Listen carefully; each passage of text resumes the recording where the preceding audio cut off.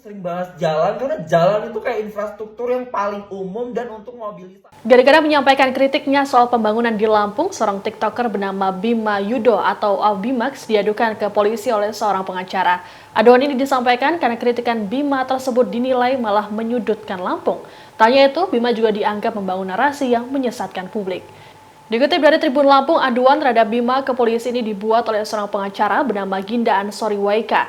Hal ini bermula dari video yang diunggah Bima di akun TikToknya. Dalam video tersebut, Bima menyampaikan kritik soal pembangunan infrastruktur Lampung yang tak berkembang sejak dirinya kecil. Untuk diketahui saat ini Bima tengah menempuh studi di Australia. Bima menyatakan bahwa banyak jalan di Lampung yang rusak namun tak kunjung diperbaiki dan menyulitkan masyarakat untuk mobilitas. Tanya soal infrastruktur, tapi juga tata kelola birokrasi, pendidikan, pertanian, hingga tingkat kriminalitas.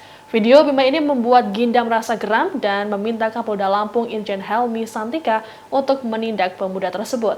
Ginda menuding Bima telah menunjukkan data yang tidak sesuai dengan fakta dan tanpa riset. Hal ini membuatnya sebagai putra daerah Lampung merasa tidak terima. Meski begitu, rupanya unggahan dari Bima ini mendapat dukungan dari masyarakat Lampung. Semenjak videonya viral, banyak warganet yang kemudian membagikan kondisi jalan rusak parah di Lampung. Alasan pertama adalah infrastruktur yang terbatas. Ini banyak banget di Lampung tuh proyek-proyek dari pemerintah yang mangkrak. Contohnya Kota Baru, Kak. Itu dari zaman gue SD sampai sekarang gue nggak pernah dengar kabarnya lagi.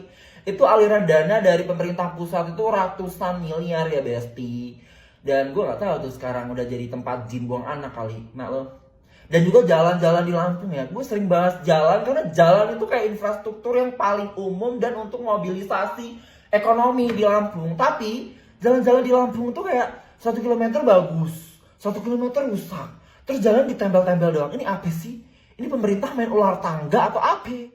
Terima kasih sudah nonton. Jangan lupa like, subscribe, dan share ya.